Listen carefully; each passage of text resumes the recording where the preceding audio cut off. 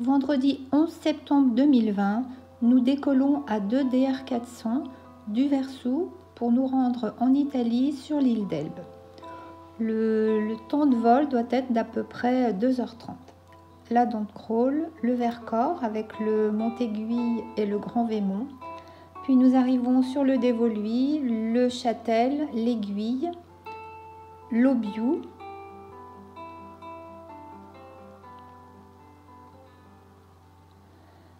la Tête de Lopé, le Rocher des Prêtres, le col de Drouillet et le Grand Ferrand. Et ici, le col des Aiguilles, le Roc et la Tête de Garnesier. Le premier équipage est composé de Maryse, Henri, Pierre et moi, et le second d'Alexandra, Sylvie, Fred et Eric. Nous volons par moments dans un millefeuille où nous avons une couche de nuages au-dessus et une en dessous de nous. Le lac de Sainte-Croix où les nuages se reflètent dans l'eau.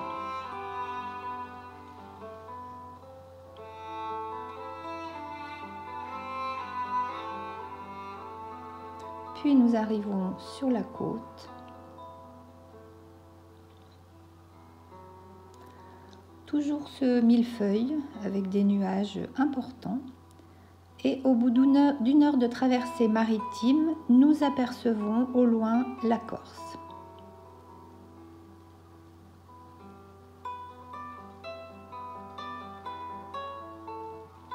Nous passons le Cap Corse, ici c'est une vue vers le sud.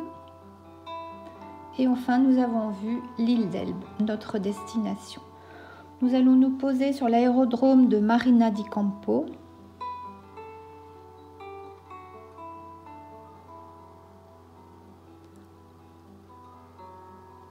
Après un atterrissage impeccable,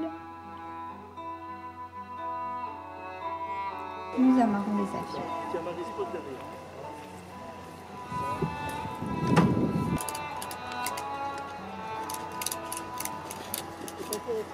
Oui, ça. Sinon, là, elle va. Bon, ça suffit. C'est pas mis ça. Non, on va faire la même chose de l'autre côté. Il n'y a aucun risque, hein, mais on les a.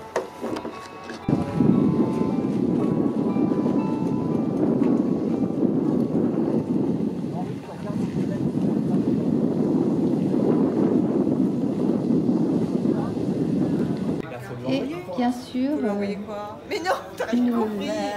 une bière Attends, bien il faut que méritée et les ensuite Alexandra, elle a pas de la pizza au pizza. maître, un classique de cet hôtel. Puis le grand bain dans la piscine.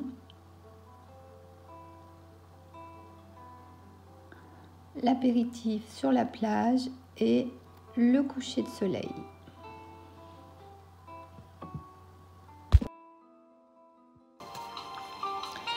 L'île d'Elbe est une île italienne située dans le parc national de l'archipel toscan, dans la mer Tyrrhénienne.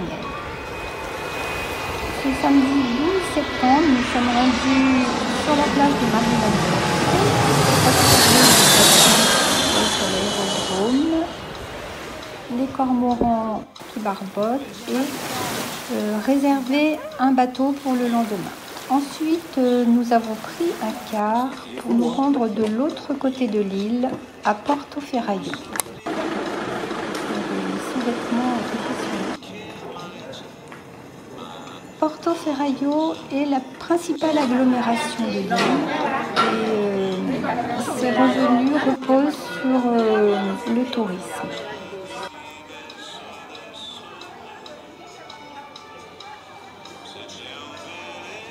Nous allons visiter le musée national des résidences de Napoléon. Ça se passe dans la maison, tout le monde est au courant. Oh, le chat est trop mignon.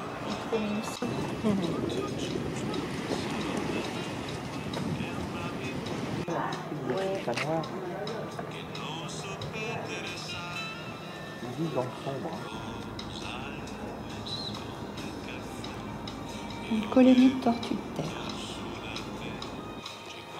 Napoléon Bonaparte séjourna à Porto Ferraio du 3 mai 1814 au 26 février 1815, c'est-à-dire 300 jours.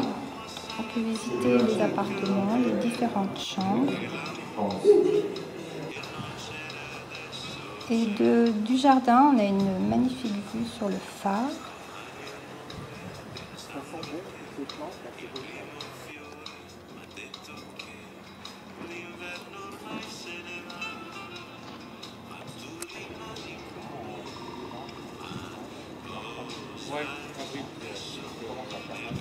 Vous avez ça pour Nous sommes descendus sur le Et puis s'il y en a un qui tombe en rade, il y a l'autre.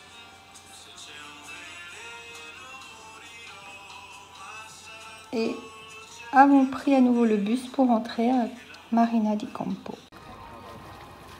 Dimanche 13 septembre, nous nous retrouvons sur la plage pour louer les 2 bateaux pour faire une promenade. Le temps est magnifique, la mer est calme. Un équipage,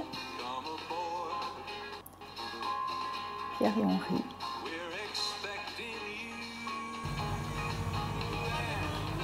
Et nous voilà partis vers le sud, vers le sud-ouest de l'île.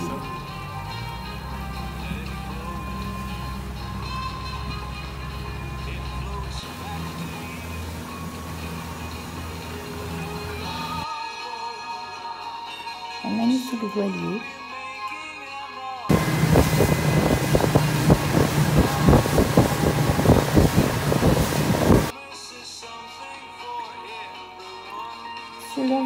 Sur le versant sud-ouest de l'île, face à la petite plage de Pomonte, Levisco, un cargo italien de 499 tonnes fit naufrage le 10 janvier 1972. Il n'y a eu aucune perte humaine. Il repose maintenant entre 8 à 10 mètres de profondeur, ce qui permet de l'observer de la surface. Voilà Levisco qui repose sur son flanc. Alors, c'est surprenant, une multitude de poissons, des castagnols, des sards et puis beaucoup d'Italiens qui viennent plonger parce que c'est très impressionnant cette épave. Les fonds sont très clairs, c'est vraiment magnifique.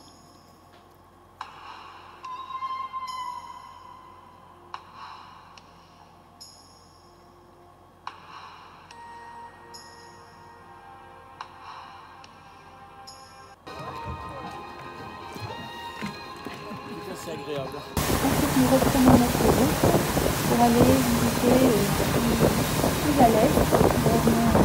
Nous revenons en chemin une petite.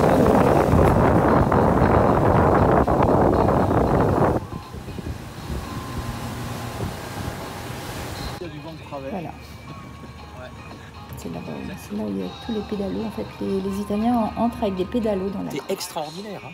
C'est une espèce de Zodiac, mais un truc. Ils ont un machin avec une poignée pour quand tu montes à bord. Enfin, c'est une annexe de luxe. Ouais. Pas le petit bombard avec un moteur de gauche. Ouais, je pense que la vie est dure.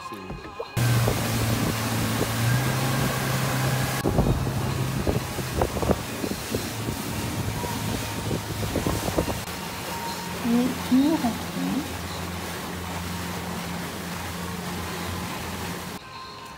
Et le soir, petite escale à la piscine avant d'aller au restaurant goûter le fameux risotto du restaurant de la plage. On va goûter le fameux risotto. On peut pas faire autrement. Henri sourit. C'était quand même bien aimé pour ça. Lundi 14 septembre, le jour du retour.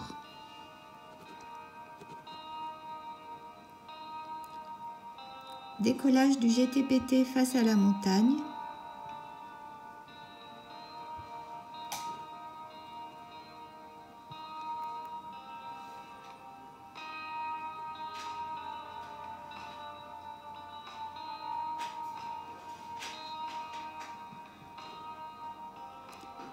nous quittons l'île d'Elbe par le nord.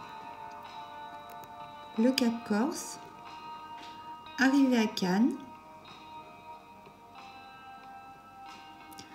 atterrissage à Cannes où nous allons refueler et déjeuner.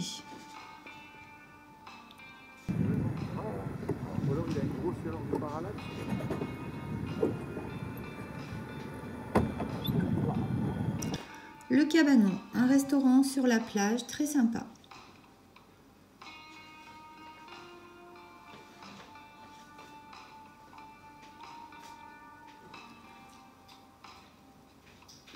Reprise du vol, nous allons effectuer un transit côtier vers l'ouest.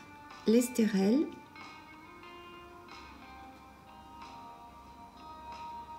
en patrouille avec le GTPT,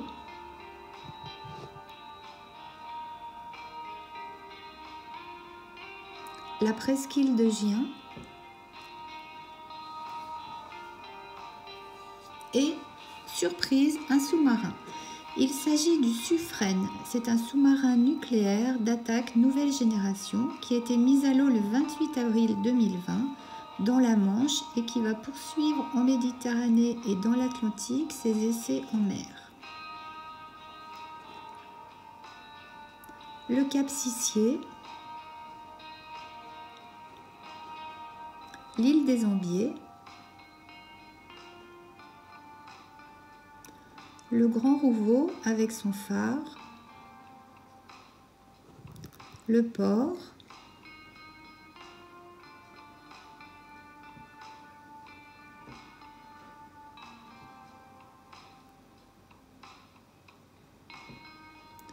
et directement on arrive sur le Dévoluy, le pic de Bure, le col de Corps, la tête de Vallon-Pierrat et le Grand Ferrand, la piste de Montmeilleur et le château en bas à droite, et l'Alpe du Grand Cerf avec le GTPT au loin, puis atterrissage au Verseau à Grenoble.